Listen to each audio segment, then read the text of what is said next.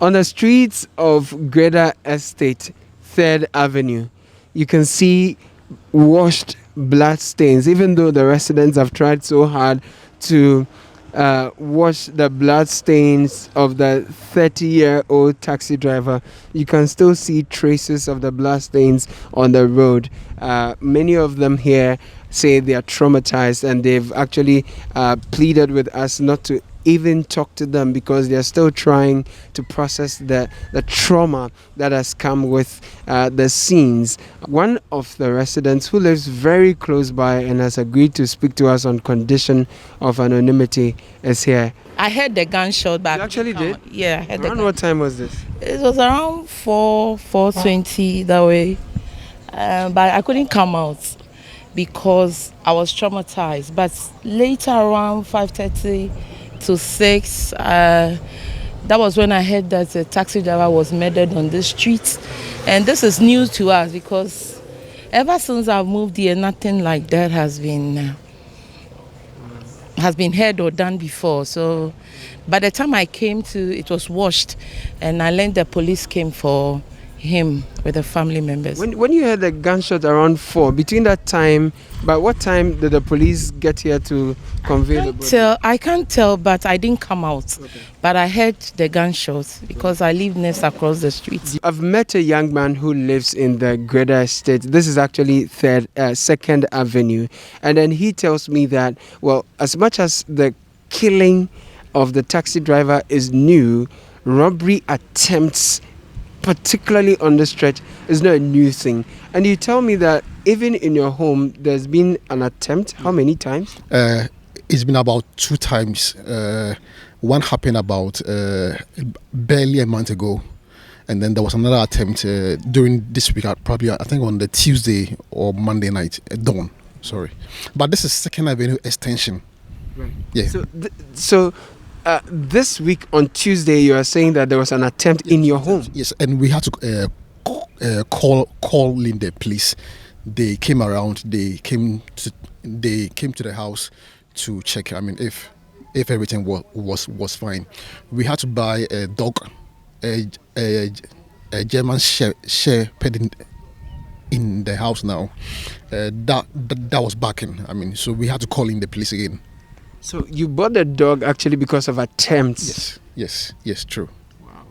Is your house the only home that would receive such or record such an attempt? No.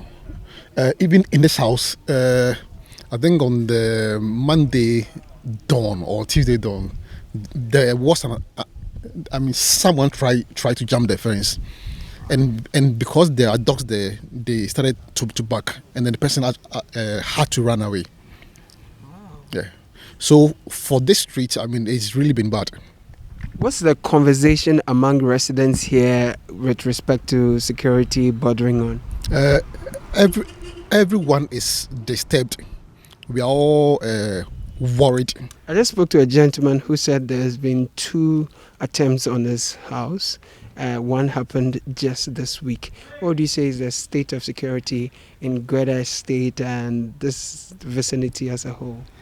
I think these are isolated incidences, but I think they are warning calls. I mean, these are things that we have seen or are aware of. Maybe some might even happen that we don't know. I remember last year, a lady coming to me was robbed of her phone right here. Yeah, so there could be issues happening and incidences of robbery and robbery attack that we are probably not aware of. Right.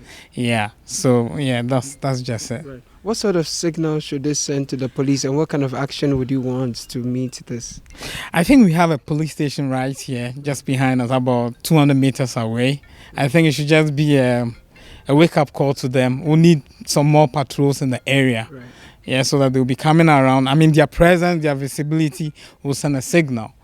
And, once the police cannot be seen, or once their efforts cannot be seen around, it sends a signal that, they can come around.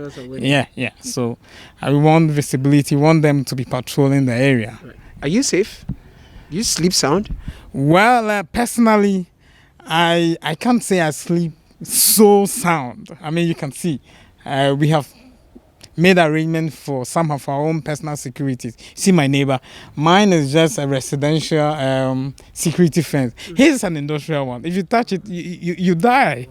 Yeah, so that's to what extent we have taken our own security into our own hands. Teshi District Police Commander DSP Ransford Insia has been sharing with City News details of their findings so far. Since the incident happened at this morning and we visited there, whilst police was there trying to take photograph and observe the scene, information came that the disease, Kwame Osei Banahine, he's a taxi driver and he has contracted somebody's taxi to do work and pay. And as a result, we were told he used to work overnight so that he can get enough funds to pay off the taxi that he is using.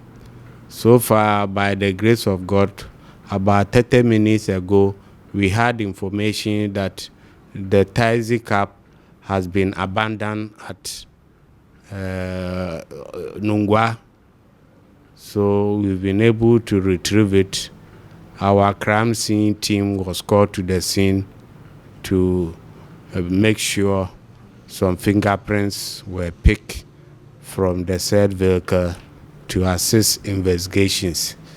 So far that is that. Meanwhile, the body too was conveyed in the morning to police hospital mortuary for preservation and autopsy.